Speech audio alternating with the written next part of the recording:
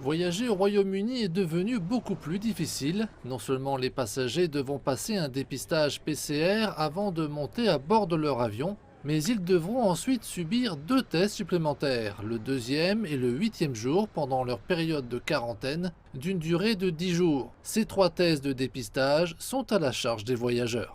Nous mettrons en place de lourdes amendes pour les personnes qui ne se conforment pas. Cela inclut une pénalité de 1000 livres pour tout voyageur arrivant de l'étranger qui n'a pas passé le test obligatoire, une pénalité de 2000 livres pour toute arrivée internationale n'ayant pas passé le deuxième dépistage obligatoire, ainsi que l'extension automatique de leur période de quarantaine à 14 jours.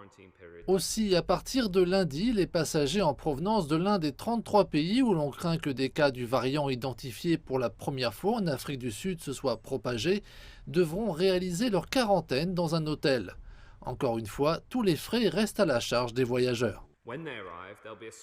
À leur arrivée, ils seront escortés dans un hôtel désigné qui sera fermé aux clients qui ne sont pas en quarantaine pendant 10 jours ou plus s'ils sont testés positifs à la COVID-19 pendant leur séjour. Nous avons contracté 16 hôtels pour un total de 4600 chambres et nous en obtiendrons davantage au fur et à mesure de nos besoins. Toutes ces restrictions aux frontières visent une chose, garder le variant identifié pour la première fois en Afrique du Sud hors du Royaume-Uni. Et il semble que cette souche ne soit pas plus transmissible que le variant dominant au Royaume-Uni.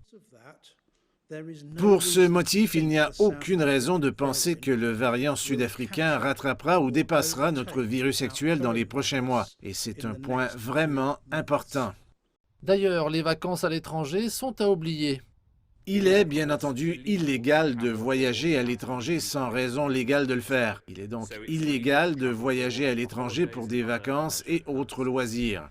Il n'y a donc pour le moment aucune excuse valable pour quitter le Royaume-Uni, sauf si c'est pour de bon.